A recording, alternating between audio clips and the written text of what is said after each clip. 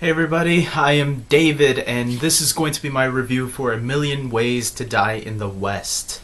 This is a comedy starring Seth MacFarlane, directed by Seth MacFarlane, and written by Seth MacFarlane.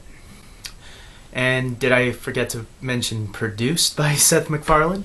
Basically, he pretty much did this entire movie himself, just like he does everything, right? Family Guy and Ted, and those are the only two I can think of right now. What did I think of A Million Ways to Die in the West? I'm gonna start with the negative things right now. I really thought the movie fell flat on some of its jokes. I felt there were some great jokes there, but some of the jokes felt very it felt like they were trying too hard sometimes, in my opinion. And I feel that a lot of the jokes could probably offend some people. But you know what? It's the Seth MacFarlane humor you'd expect from his style. If you watch Family Guy or if you watch Ted, you'll know what to expect.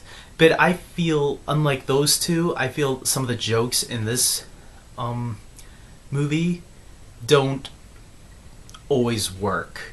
Sometimes they do work, and when they do work, it will have you laughing. But when they don't work, that's where you'll be like, it will probably get you to chuckle a few times, or just have you, I can't believe they just did that. I felt the plot was a little bit underwhelming. I felt that it was pretty weak.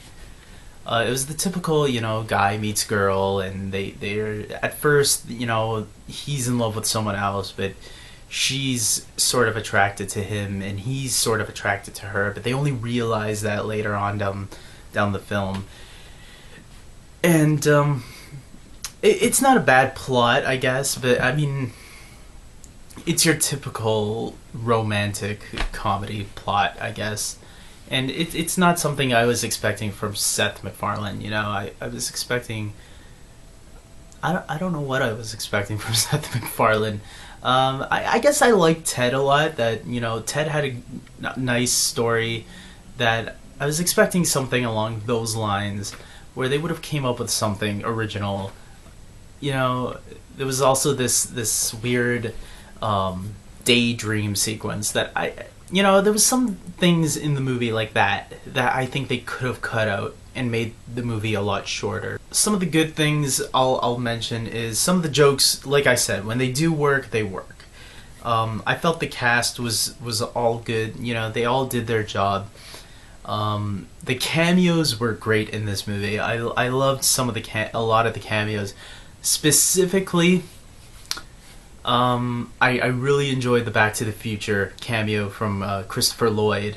He had a great cameo that was fun to watch, and there was a couple of others.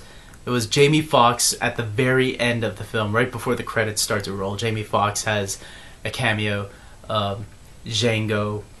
All in all, I'd say I enjoyed this movie.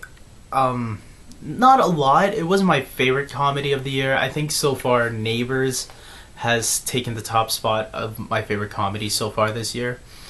But I will say, if you are a fan of Seth MacFarlane, I totally say check this out, because it definitely has his humor there, and I think if you're a hardcore Seth MacFarlane fan, if you really love Family Guy, and if you really love Ted, I'd say give this a shot. Give it a chance. You'll probably enjoy it a lot.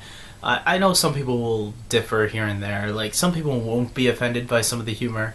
I think some people might get offended. If you get offended with jokes from Family Guy or Ted, especially Family Guy, this movie to me is a lot like Family Guy. They even have these random moments and random cameos that feel like it was taken something like from Family Guy. When they cut to scenes that are just so random that it doesn't really have something to do with the plot. It's there for like entertainment purposes to make you laugh.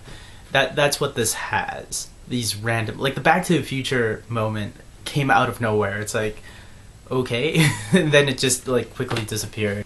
Go out, enjoy it, have a few laughs.